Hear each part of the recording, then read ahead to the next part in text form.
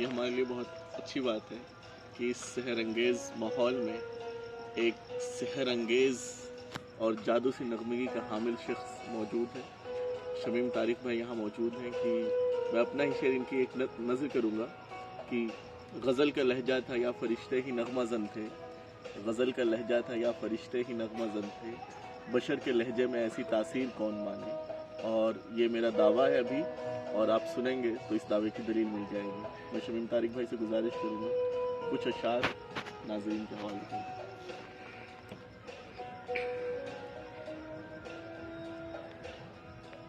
گلوں میں رنگ بھرے باد نو بہار چلے. گلوں میں رنگ بھرے باد نو بہار چلے. چلے بھی آؤ کہ گلشن کا کاروبار چلے. گلوں میں رنگ بھرے باد نو بہار چلے. قفس اداس ہے یاروں صبا سے کچھ تو کہو.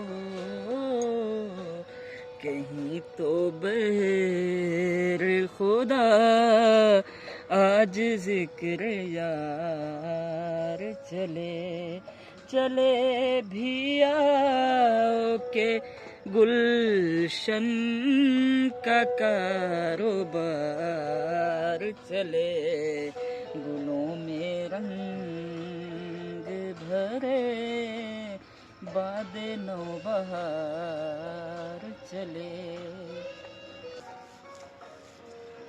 قفس اداس ہے یاروں صبا سے کچھ تو کہو. قفس اداس ہے یاروں صبا سے کچھ تو کہو. کہیں تو بغیر خدا آج ذکر یار چلے. چلے بھی آؤ کہ گلشن کا کاروبار چلے. گلوں میں رنگ بھرے باد نو بہار چلے. مقام فیض کوئی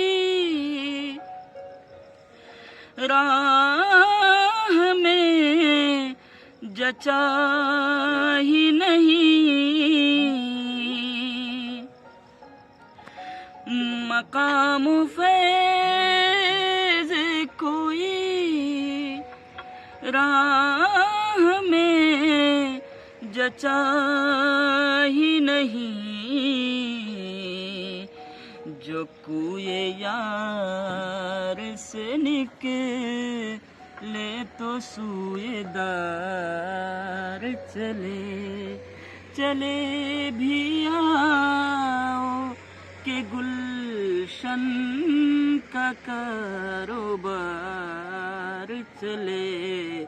گلوں میں رنگ بھرے باد نو بہار چلے.